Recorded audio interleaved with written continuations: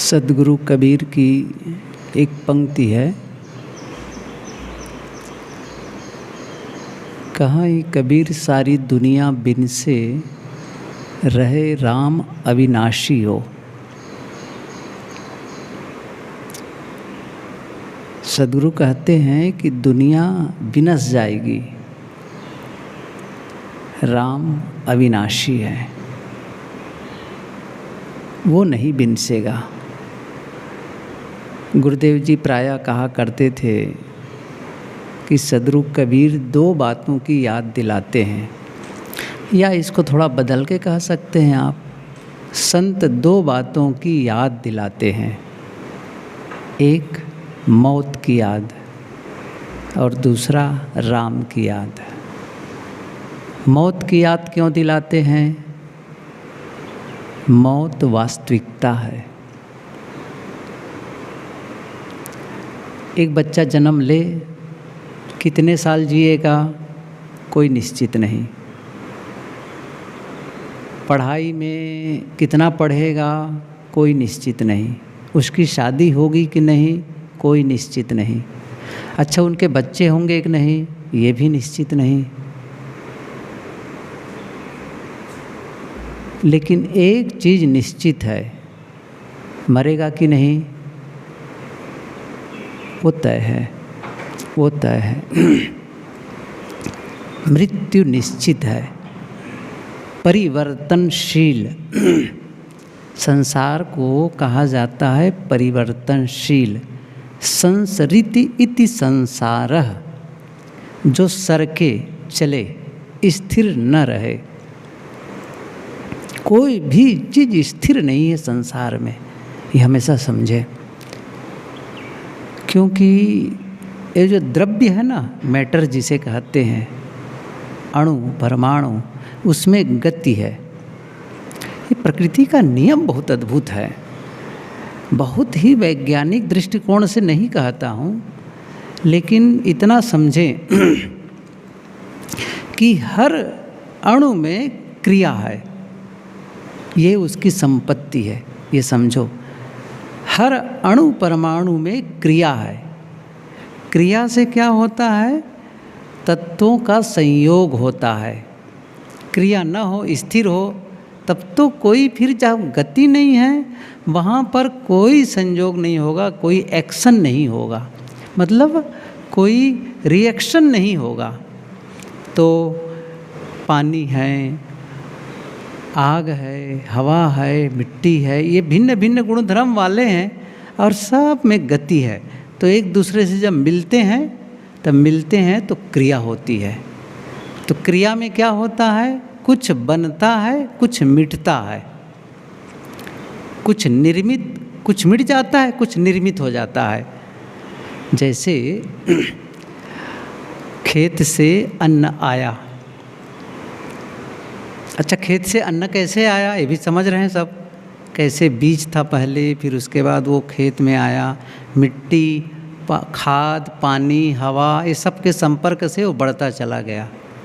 लेकिन जब उसे हम जो जैसे मान लो गेहूँ आ गए, तो गेहूँ को ख़त्म कर दिए, आटा बन गया। आटा को ख़त्म कर दिए, आटा जब ख़त्म हो गया तो क्या, रोटी बन गई। अब रोटी को चबा के खा गए तब रोटी नहीं रह गई। अब क्या है, भीतर चला गया तो वहाँ डाइजेस्ट हुआ, पाचन हुआ, तो कुछ शरीर में चला गया और कुछ मल से बाहर निकल गया, बदल गया। अब ये एक प्रोसेस है, सिस्टम है, इसे काम चल गया। कोई स्थिर थोड़ी है ये। आप धन कमाते हैं, बहुत सारा धन कमाते हैं, तो धन कमाते हैं, पैसा आ गया। पैसा तो हाथ में थोड़ी रहता है, या तो बैंक में रहता है या कहीं रहता है बस। लेकिन आप रास्ते रास्ते जा रहे हो, भूख लगी हो तो क्या करेंगे? फल खरीद लेंगे। पैसा कहाँ चला गया? दुकानदार के पास में। फल ले लिए, फल खा लिए, अब फल तो नहीं रह गया, कहाँ चला गया? पेट में चला गया। फिर वही डाइजेस्ट हुआ, शरीर में लगा, निकल गया, सब बदल गया, सब बदल गया। और इसी बदलाव में हमारे जीवन का कार्य व्यवहार चलता है चलता है, स्थिरता नहीं है। आप लोग जब इस आश्रम में आए तो आप लोग जो दिखते थे ना, उस समय वो अब नहीं है। अद्भुत लगता है ना ये बात। अब वो नहीं है। आप लोगों ने नहीं पढ़ा होगा कि जो ऊपर तारे होते हैं ना, तारे, उसके प्रकाश आने में वर्षों लग जाते हैं। उसके प्रकाश को यहाँ तक आने में, मतलब अब आप ये समझिए, प्रकाश की गति आप जानते हैं कितनी है? 3 लाख किलोमीटर प्रति सेकंड, 1,46,000 प्रति सेकंड 1 मील में चलती है। एक ही बात है दोनों। अब उसको आने में, अब 1 सेकंड में इतने किलोमीटर, 3 लाख किलोमीटर। अब 60 सेकंड का 1 मिनट, 60 मिनट का 1 घंटा, और 24 घंटे का 1 दिन, 365 दिन का 1 साल, ऐसे ही कई साल लग जाते हैं आने में। अब कितनी दूर है, और वो सब गति कर रहे हैं। तो जिसे आप अभी तारे देख रहे हैं ना, वो वस्तुतः है ही नहीं वहाँ, वो तो सरक गया है, अभी देख रहे हैं उसको। ये सब उलझाने की वाली बात मैं नहीं कहूँगा। समझ इतनी सी बात है कि हर चीज़ बदल रही है। यदि हमारा शरीर न बदले, जब से हम जन्म लिए न बदले, तो बड़ा ही नहीं होगा। बदलेगा नहीं, क्योंकि वही रूप रहे, जितना बड़ा जन्म लिए तो उतना ही बड़ा रहे, तो हैरानी की बात हो जाएगी फिर तो। ये बदलता है, बदलता है, और बदलते बदलते बड़ा हो रहा है, और बड़ा हो रहा है, बदल रहा है, बदल रहा है। फिर जवानी आई, बुढ़ापा आया, धीरे धीरे जर्जर आएगा, सिमट के ख़त्म। यही होना है। ये मकान बना है। अभी ध्यान शिविर के समय ही कुछ लोग, कुछ बहनें आई हुई थी, महिलाएं, तो पूछ रही थी, वैसे खड़े था वहीं, कितने साल हो गए साहब आश्रम? मैंने कहा 20 साल से भी ज़्यादा हो गए। 20 साल हो गए? लगता नहीं अभी 20 साल हो गए, 20 साल से भी ज़्यादा हो गए। तो बदल रहा है। पहले ये मकान बिल्कुल नहीं था। जब हम लोग इस ज़मीन को देखने आए, खाली जगह थी, मकान बन गया, और एक दिन तय है, ये मकान फिर से ज़मीन में मिलना है, फिर से मिलना है। अभी कांजी यही बता रहे थे कि ये ज़मीन पहले किसी संस्था की थी, किसी संस्था की थी। संस्था वालों ने कुछ ऐसा कुछ मामला रहा था, बेच दिए, वो ले लिए, घूम करके फिर संस्था में आ गई। कैसा चक्र है, उलटता है नहीं उलटता है। एक दिन ये संस्था भी खत्म हो जाएगी, आश्रम भी खत्म हो जाएगा, फिर किसी खेडूत के हाथ में चला जाएगा, या किसी के हाथ में चला जाएगा। सब बदलता है। और हम क्या चाहते हैं? यहाँ स्थिर रहना। कैसे संभव है? सब कुछ तो बदलेगा। साहब क्या कहते हैं, क्या मैंने पंक्ति कही, कहाँ कबीर सारी दुनिया बिन से, यह शरीर भी नष्ट होगा, आपका मकान नष्ट होगा, आपका ऐश्वर्य नष्ट होगा, आपका परिवार नहीं रहेगा, सब शून्य होता चला जाता है। सब शून्य, जो है वो न की दशा में पहुंच रहा है। साहब कहते हैं इस प्रकार से बातें करने से तो सब कुछ, फिर तो कोई स्थिरता ही नहीं है, कोई मतलब नहीं है फिर तो। साहब कहते हैं नहीं, रहे राम अविनाशी हो। राम जो है ना, वो नहीं बदलता है, वो विश्राम स्थल है। वहाँ विश्राम मिलता है, वहाँ स्थिरता मिलती है, वहाँ शांत, वो अपरिवर्तन है। वहाँ पर कोई, जहाँ अतीत नहीं, जहाँ भविष्य नहीं, वहीं तो विश्राम है। आखिर हम भटकते कब हैं? आप बैठे चुपचाप, देखिए अभी ऐसे बैठ गए चुपचाप, आप शांत रहें, शांत नहीं रह सकते। क्यों नहीं रह सकते? भटकता है। कहाँ भटकता है मन? जरा ख्याल करिए। पुरानी बातों को याद कर रहा है, सही है ना? पुरानी बातों को, ये घटनाएं घटी, ऐसा हुआ, वैसा हुआ, वैसा हुआ। आज हो रहा है? नहीं, हुआ था, अब उसको ला रहे हैं खींच करके वापस। अभी तो नहीं हो रहा है ना, लेकिन उसे याद कर रहे हैं। क्या वो घटना घट रही है? नहीं, घटी थी, हुआ था, ऐसा हुआ था, वैसा हुआ था, किसने कुछ कहा था, किसने कुछ कहा था, ये हुआ था। अब उसको फिर से याद कर रहे हैं। फिर क्या हो रहा है? अब आगे क्या होने वाला है, ये करना है, वह करना है। ये दोनों ही अहंकार है। अतीत की याद और भविष्य की कल्पना बस मन यहीं जा रहा है। जैसे एक पहले घड़ी आप देखें, पेंडुलम होता था ना, पेंडुलम इधर से उधर कहीं नीचे लटकता था, कभी देखें घड़ी ऐसी, आप लोग देखे होंगे, कभी इधर जाती, कभी बार बार ऐसे जाती, ऐसे आती, ऐसे आती, बाएं दाएं, वो लुढ़क रहा है। और यदि उसको पकड़ के शांत कर दिया जाए तो कहाँ रुकेगा? बीच में, बस शांत। हमारा मन कभी इधर कभी उधर, कभी पास्ट में कभी फ्यूचर में भटक ही रहे हैं। शांत, राम में विश्राम, वहाँ विश्राम, वहाँ स्थिति है। वो कब है? आप अभी हैं, शांत हैं। क्या आप भविष्य में जीवित रह सकते हैं? अरे वर्तमान में ही रहेंगे, अभी रहेंगे। जो कुछ है वर्तमान है, इसलिए कहते हैं रहे राम अविनाशी हो, राम में ही विश्राम है। मौत की याद करने से हम सजग होते हैं, सावधान होते और जीवन के मूल्य को समझते हैं। कल्पना करिए, एक दिन यमदूत आता है, यमदूत आता और कहता है कि देखो, आप अपना जो भी मामला है ना ठीक ठाक कर लो, आज रात जब सोओगे तो सुबह नहीं उठ पाओगे, आज की रात अंतिम है, आज की रात अंतिम है। कैसा लगेगा? किसने कहा? कोई साधारण नहीं, यमदूत ने कहा है। मृत्यु के जो संदेशवाहक है, दूत है ना, उसने कहा है, ये बात कही है। क्या होगा फिर? अंतिम दिन कैसे जिएंगे उस दिन?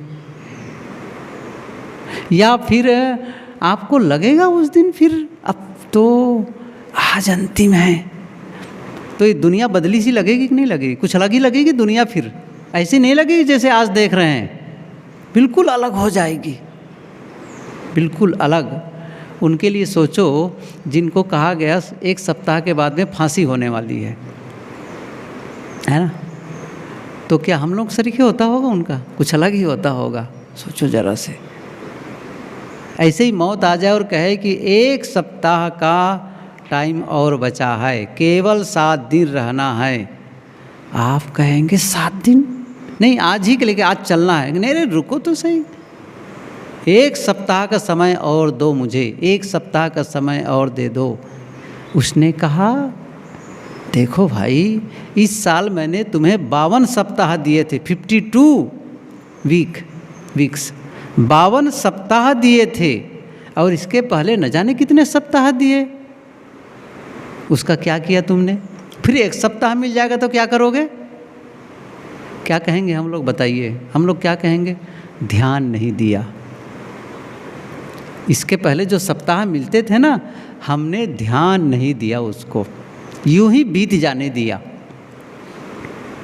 और एक सप्ताह फिर मिल गया, तब भी ध्यान नहीं देंगे।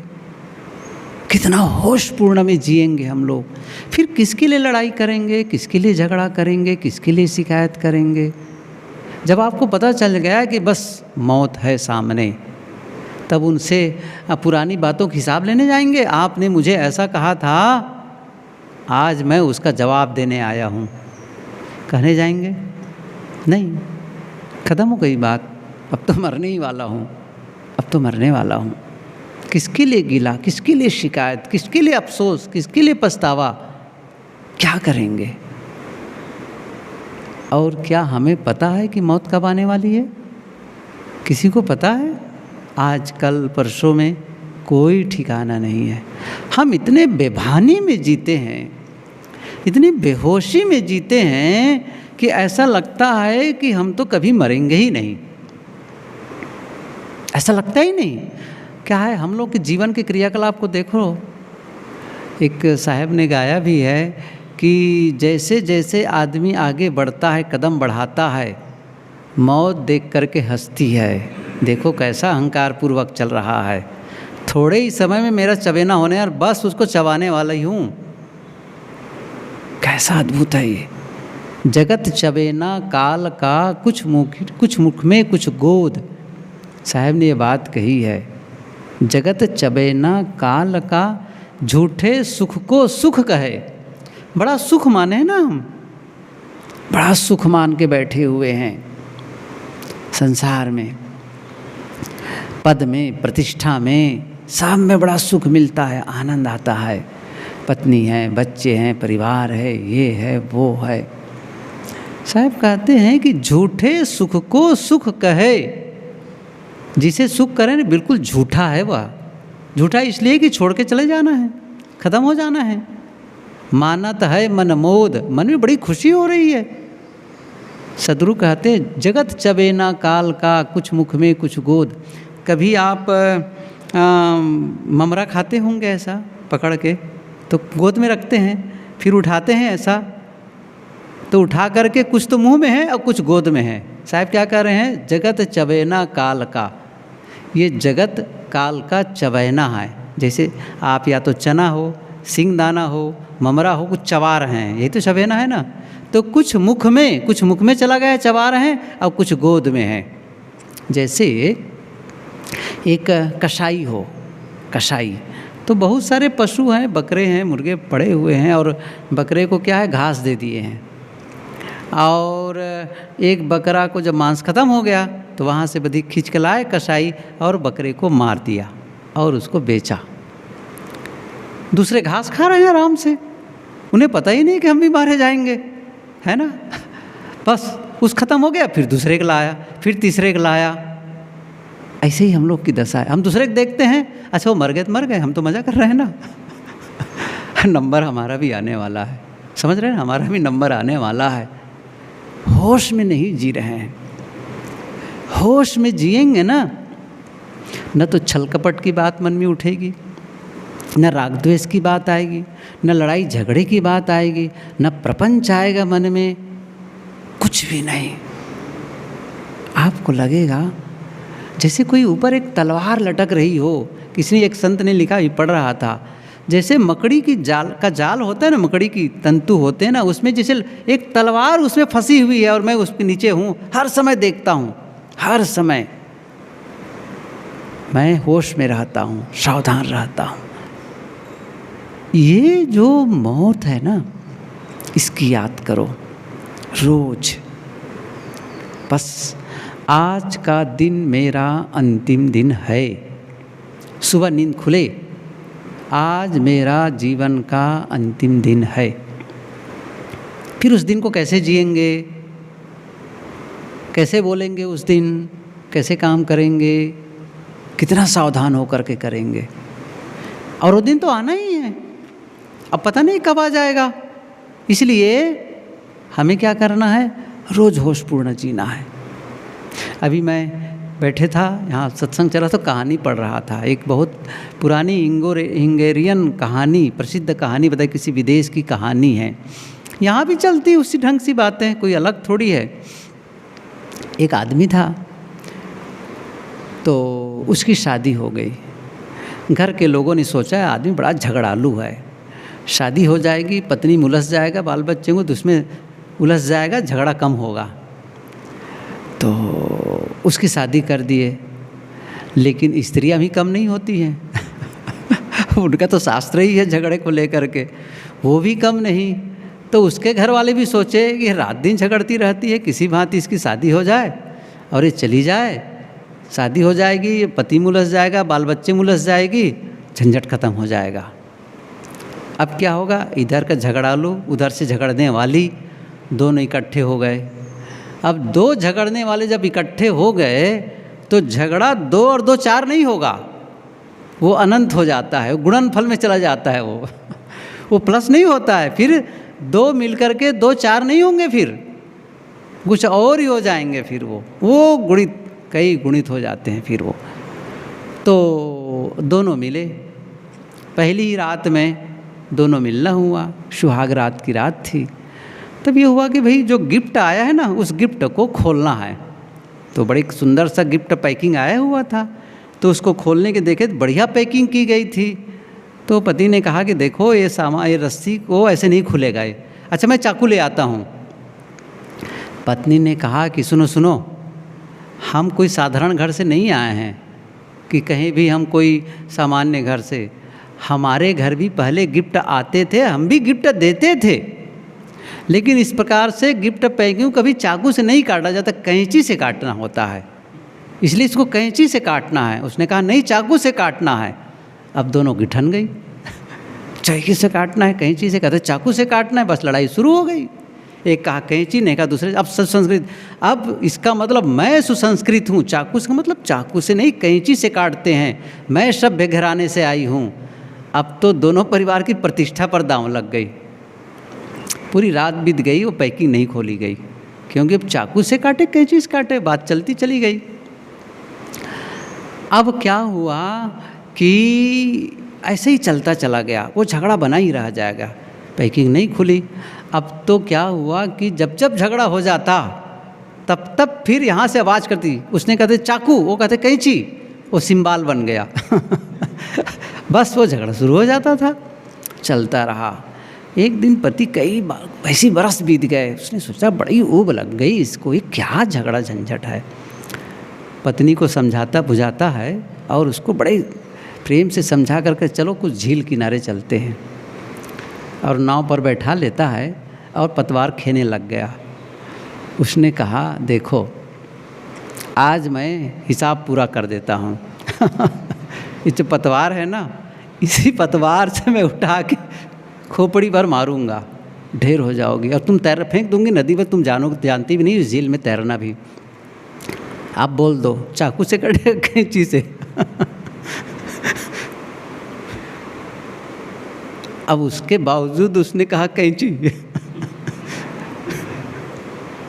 और पति भी तय किया हुआ था, उठाया पतवार और मार दिया खोपड़ी पर और डाल दिया पानी पर, और वो तो बेहोश हो गई पानी पर। तुम तैरना भी नहीं जानती, जानती भी थी तैरना नहीं जानती, और डूबते जो पहली बार उठा ऊपर, डूबते डूबते ऊपर आई, अभी भी बोल दो बचा सकता हूँ, फिर भी कह दिया कैंची।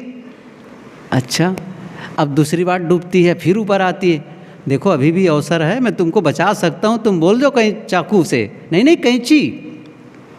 ऐसा 2-3 बार डूबी। अंत में वो डूबते डूबते भी फिर कहा कि देखो अभी भी समय, बता दो इसी। डूबने लग गई, तैरती टूटने लगी, और ऊपर उंगली आई, ऊपर हाथ आ गए ऊपर, तब भी वो उंगली ऐसे हाथ को ऐसे ऐसे वो करती रह गई। महाभारत के लिए कुरुक्षेत्र नहीं चाहिए, महाभारत घर घर में है। महाभारत घर, क्षुद्र बातों के लिए बात यहाँ पर थी, कितनी छोटी छोटी बातों के लिए हम लड़ते रहते हैं। आप थोड़ा पीछे जा कर के देखो किन बातों के लिए लड़ते थे, आज क्या लगेगा, कितनी मूर्खतापूर्ण बात, इतनी सामान्य सी बातों के लिए हम उलझते रह गए, आज उसका कोई महत्व है? कोई महत्व नहीं है। मौत के दिन जब उन बातों को लेकर के याद करोगे, जिन बातों को लेकर के उलझते थे, परेशान होते थे, क्या लगेगा, व्यर्थ ही था, छोड़ देते, कोई मतलब का था वो, कोई मतलब नहीं है। छोटी छोटी बातों में हम उलझते रह जाते हैं। साहब कहते हैं सब बदलने वाला है, कोई स्थिर रहने वाला नहीं है। सारी दुनिया बिन से ये सब परिवर्तन होने वाला है। जब आज 1998 या 99, पहले भी आया था, सूरत आया था उस समय, शायद मैं और पहले भी आया, गुरुदेव जी के साथ आया था। मुझे तो लगता है कि मैं पहले आया था 92-93 ऐसा कुछ था। तब का सूरत और आज का सूरत बताओ कितना बदल गया। इसी सड़क से जब आते थे अपने आश्रम, पुराने आश्रम से, ये सड़क से बहुत कम चौड़ी सड़क थी ये, वो भाई जानते हैं, बहुत कम चौड़ी सड़क थी, सिंगल सड़क, बहुत सिंगल सड़क थी।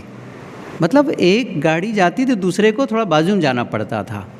ये सड़क थी पहले, बिल्कुल इधर गांव, बहुत ये झाड़ियाँ लगती थी, रात में लोग चलना नहीं चाहते थे वहाँ से, मेन रोड से यहाँ तक आने में। आज कितनी चौड़ी सड़क बन गई। जब शुरू शुरू में चौड़ी सड़क बनी तो मुझे लगा इतनी चौड़ी सड़क क्यों बनी है।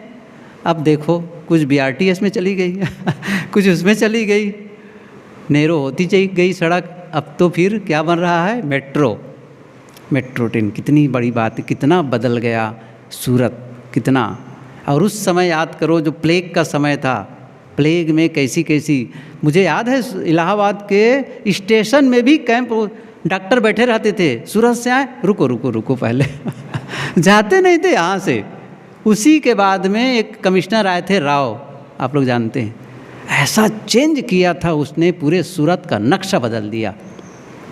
और तब से सूरत की प्रगति होती चली गई, बहुत अंतर आया। अब तो काफ़ी, फिर भी कहीं पर गंदगी देख सकते। उस समय रात में, मैं गाड़ी ट्रेन रात में आई थी 11-12 बजे, रात में 12 बजे रात में झाड़ू लगती थी सूरत में, मैं सही कह रहा हूँ ना, 12 बजे रात में झाड़ू लग, इतनी सफाई होती थी, एक पानी भी कोई डाल नहीं सकता था, सामने एक कचरा भी नहीं डाल सकता था।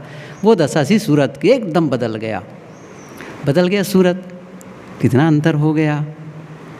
तो हम सब बदल गए, सब कुछ बदल गया, स्थिर कहाँ है, लेकिन हमारे मन में वो पुरानी बातें अभी भी पकड़ी हुई हैं। कई साल पुरानी बातें, उसने मुझे ऐसा कहा था, उसने मेरा अपमान किया था, उसने, अरे एक संत थे, उसने कहा 2 भाई में झगड़ा, तो ऐसी जुलूस जा रहा था तो संतों की, तो उसने कहा कि हमारे यहाँ थोड़ी देर के लिए पधरौनी हो जाए। गए तो एक ने कहा कि ये भाई है ना, इतना बड़ा कार्यक्रम किए हैं, इसका सगा भाई नहीं आता है। उसने कहा भाई जब ठीक है, भाई क्यों नहीं आता है? कहा है कि देखिए उनका नाम मत लीजिए, उनसे 4 साल पहले कुछ ऐसी बातें हो गई है कि मैं उसके घर नहीं जाता, वो मेरे घर नहीं आता, यहाँ तक कि बेटी की शादी में नहीं आए गए, बहुत सारी बातें हुई। उसने कहा देखो एक कैलेंडर है, उसमें ज़रा लाओ, आज से 2 साल पहले का कैलेंडर लाओ। तो 2 साल पहले का कैलेंडर है नहीं है। कहा 2 साल पहले का कैलेंडर नहीं है और 4 साल पुरानी बातों को याद रखे हुए हैं। महीना बदल जाता है तो कैलेंडर को आप पन्ना बदल देते हैं, और जब साल बदल जाता है तो पूरा कैलेंडर बदल देते हैं, लेकिन बातों को पकड़ के रखते हैं हम। साहब कहते सब बदल जाता है, किसको स्थिर रखा है? सब मौत। कबीर साहब की पंक्ति याद करो, साधो ये मुर्दों का गांव, सब मुर्दा है, सब कुछ मृत्यु के कगार पर है। हम सब भी मौत की ओर बढ़ रहे हैं धीरे धीरे धीरे धीरे। और जिसके लिए आप उलझ रहे हो, न पत्नी न पति न बच्चे न कुछ भी नहीं, कुछ भी नहीं रहेगा, सब शून्य हो जाएगा। अभी यहाँ जब प्रवचन चला था, एक फ़ोन आया था बड़ौदरा से, मैं सुबह फ़ोन किया था, रिसीव नहीं कर पाई, अभी फ़ोन आया था। मैं बताया था ना पिछली बार गया था, 50-51 साल का एक युवक, मतलब जब आदमी था, अचानक दर्द हुआ, कुछ मिनट में ही वो मर गया। कभी अस्पताल भी उनको एडमिट होना नहीं पड़ा था, इतना स्वस्थ था, बस चलते फिरते मर गया। गया था मैं फिर उसके कार्यक्रम में गया था, दोनों बार अंत्येष्टि में भी गया, उसके कार्यक्रम भी गया। मैं ज़रा पूछूं उनके घर के समाचार को। कहा कि बहुत तकलीफ़ होती है, याद आती बहुत। मैंने कहा मुझे भी होती है, लेकिन करोगे क्या? स्वीकारना पड़ता है। एक दिन हमारे लिए भी यही संदेश जाएगा, वो आदमी मर गया, वो साधु मर गया, संदेश जाएगा। आज गुरुदेव जी को याद करते हैं, 10 साल से भी ज़्यादा हो गए। इसी आश्रम में आते थे, यहीं शिविर लगता था। पहला ध्यान शिविर लगा था 2003 में, इसी कक्ष में नीचे, वहीं गुरुदेव जी रहा करते। 2003 में लगा था, इस साल 2023, 20 वर्ष हो गए ध्यान शिविर प्रारंभ हुए।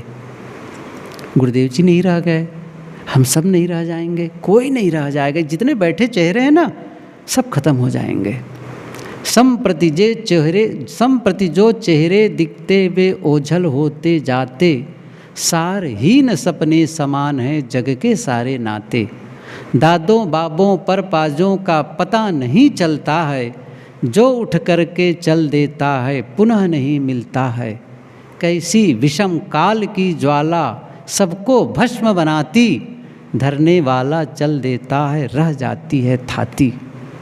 ये जो मरघट की आग है ना, शमशान घाट की जो आग है ना, निरंतर धू धू करके जल रही है, हम सबको भी जलाने के लिए तैयार है। सावधान हो जाएं, बेहोशी में जीवन न जिए, होश में जिए, सही तरीके से जिए। जब शब्द निकले तो होश पूर्वक निकले, बेहोशी में न निकले। कोई काम करें तो होश पूर्वक करें, असावधानी में न करें। ऐसी स्थिति में किसको तकलीफ़ दोगे, किसको दुख दोगे, किससे छल कपट करोगे, किससे बेईमानी बदमाशी करोगे? कुछ नहीं। क्या चाहिए? 2 रोटी चाहिए, थोड़े से कपड़े चाहिए, रहने की थोड़ी जगह चाहिए, बस इतना ही तो चाहिए जीवन दुनिया से और क्या अपेक्षा करते हैं? क्या इस दुनिया से हमको सुख देने वाली है दुनिया? जिसके पास जो नहीं है वो कहाँ से देगी? स्वयं खाली है, न वहाँ सुख है न शांति है, बाहर नहीं है, भीतर है। कहाँ है? विश्राम रहे, राम अविनाशी हो, राम में विश्राम करो, आत्मा राम, भीतर पूर्ण विश्राम स्थल है। वहाँ शांत, जब आप सब कुछ को भूल जाते हैं, सब कुछ को भूल जाते हैं और शांत हो जाते हैं, न वहाँ सुख है न वहाँ दुख है, पूर्ण विश्राम की अवस्था है। कई बार ये पंक्ति मैंने कही है कि जाहि समय कछु याद नहीं, ताहि समय दुख कौन। आप शांति से बैठ जाएं और कुछ भी याद ना करें। कल्पना करिए कुछ भी याद नहीं है, कुछ भी, ना कोई घटना की याद है, ना आगे की योजना, कुछ भी नहीं। कौन सा दुख है? कुछ दुख नहीं है, एकदम विश्राम है। वो कहाँ है? अपने आप में। पूर्ण विश्राम अपने भीतर है, बाहर नहीं है। बाहर तो चंचलता है। इसलिए साहब कहते हैं कि क्यों उलझ रहे हो, क्यों दुखी होते हो? सारा दुख कोई मतलब नहीं है, व्यर्थ की बातों में हम दुखी हो रहे हैं, उलझ रहे हैं। भूल जाएं, मैं जो दुखी हो रहा हूँ इसका मतलब है मैं कुछ ऐसी घटनाओं को याद कर रहा हूँ, ऐसी बातों को याद कर रहा हूँ, ऐसे भविष्य के बारे में सोच रहा हूँ जिससे दुख क्रिएट हो, दुख पैदा हो। नहीं, मैं उस दुख से मुक्त हो सकता हूँ, शांत हो सकता हूँ। इसलिए साहब कहते हैं ये मृत्यु आती है, हमें सावधान कर देती है, क्योंकि हमें ये पता चले कि हमारी तो कभी मौत होने ही वाली नहीं। ऐसा यदि हो, ऐसी कोई रियलिटी हो तो क्या होगा? तब हम हर पल को बर्बाद करेंगे, क्योंकि ये तो ख़त्म ही नहीं होगी ना। फिर जीवन का कोई मूल्य भी नहीं रह जाएगा, कोई मूल्य नहीं रह जाएगा। जीवन का मूल्य है, जीवन को मूल्यवान बनाती है मौत, मृत्यु ही बनाती है। इसलिए प्रत्येक पल के महत्व को समझें, क्षण क्षण को जिएं। आज का दिन अंतिम है। सबके साथ सुंदर व्यवहार, स्वयं अच्छा जीवन जिएं और दूसरों को भी अच्छा जीवन जीने में सहयोग दें। यही जीवन की सार्थकता है, बाकी सब व्यर्थ है। सब कुछ एक जैसे कोई रात होती है और हम स्विच ऑफ कर देते हैं और पूरा अंधकार, एक दिन आएगा, आँख ढपेगी, शांत, पूर्ण विश्राम।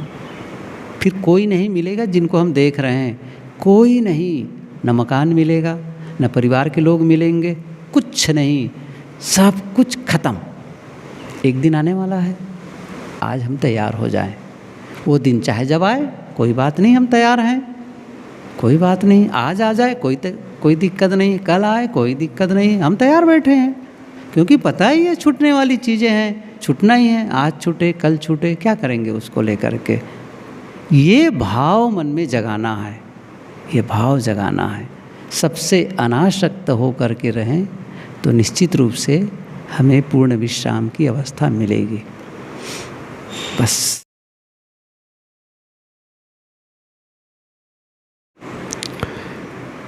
सज धज कर जिस दिन मौत की शहजादी आएगी, सज धज कर जिस दिन मौत की शहजादी आएगी, ना सोना काम आएगा न चांदी आएगी, ना सोना काम आएगा न चांदी आएगी।